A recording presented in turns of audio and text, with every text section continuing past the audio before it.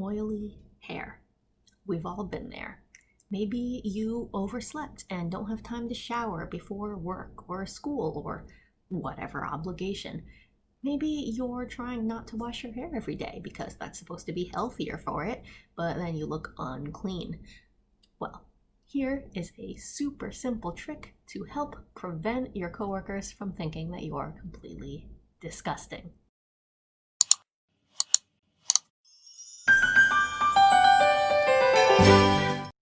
The trick is dry shampoo. Dry shampoo is something that you can purchase if you really want to, but why spend money to put chemicals on your head when you can get the same effect just as well with a few ingredients you probably already have in your home? So at its core, dry shampoo is just using powder to absorb the excess oils in your hair. I've seen a bunch of variations on it. A lot of people use arrowroot, whatever that is, must be common in households that are not mine, mixed with all sorts of things that sound like really fancy to me, like activated charcoal and essential oils. Sidebar, I've noticed essential oils pop up in a lot of home DIY things. I've never bothered because, money, uh, but I will concede they're probably really nice to have. My cousin has homemade some Christmas gifts with essential oils in them a couple times for us all before, and they're always really nice. Irrelevant to this video, obviously, but maybe someday in the future.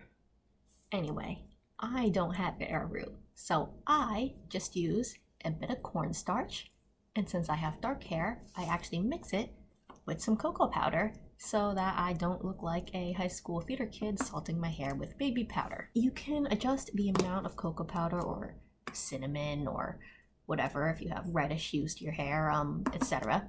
in the mixture just as desired. It doesn't actually matter a huge amount, especially not the way I do it, because it's not like I'm dumping the whole thing on my head, So I personally do a half and half mixture of cornstarch and cocoa powder.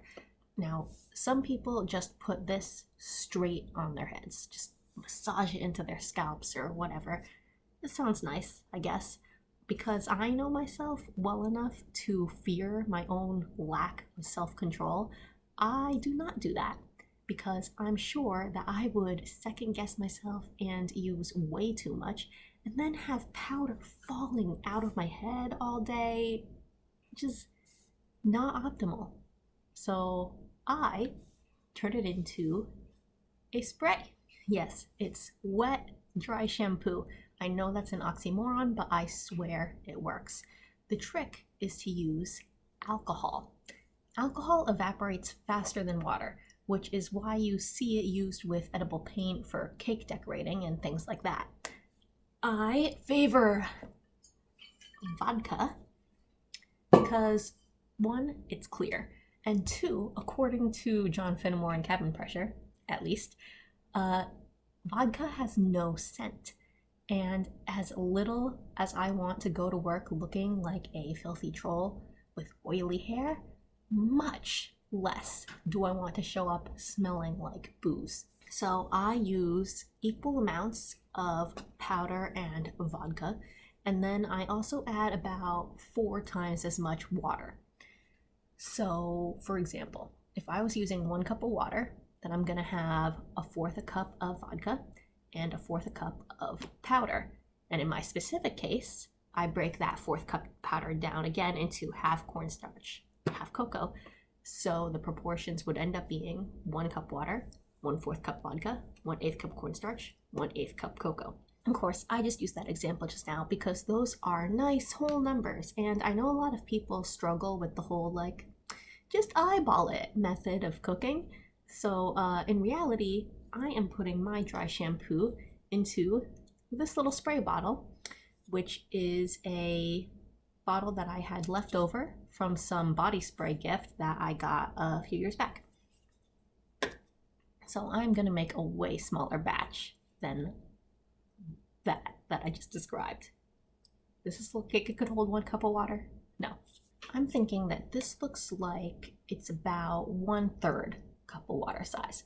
1/3 cup breaks down into 6 tablespoons, So if I wanted to be super mathematically precise about it, I would mix in 1.5 tablespoons of vodka, 3/4 of a tablespoon, or like 2.25 teaspoons of cornstarch, and 3/4 of a tablespoon of cocoa. However, nobody has time for all that.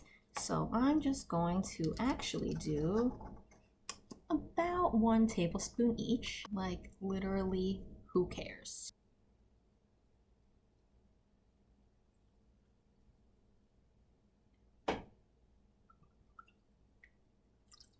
And if after I've done that, there isn't actually enough room in the bottle for an entire third a cup of water, it's fine. Guys, this isn't baking. It doesn't matter. Actually, on that note, let me mention, you don't actually need to use alcohol in this.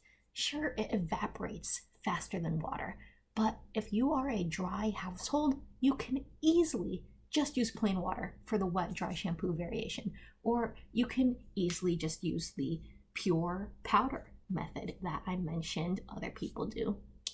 The world is your oyster. So here's my absolutely disgusting looking hair. It totally looks this way for this video, and not because it's the weekend and I'm lazy. Yeah, let's go with that. I shake up my little bottle, make sure the powder is dissolved in there, spray it on. I change the amount that I spray based on how awful my hair looks that day. Sometimes I only need like 1 spritz, and sometimes I get anxious about it and go crazy. Then I just give it a minute or two to work on absorbing the oils and such while I do whatever other morning routine stuff I need to do, you know, brush my teeth, wash my face, whatever. And, moment of truth, rake a brush through this clumpy mess, and voila! Looking perfectly acceptable for the outside world. And they have no idea that it's fake. There you have it. One of the absolutely most useful life hacks I know, and certainly the one I use most frequently. I use this before work every month, pretty much, a few times a month probably. Pre-pandemic, I would always make sure to throw that little bottle into my bag if I knew I was going to be sleeping over someplace, and like I probably wasn't going to use my friend's shower in the morning.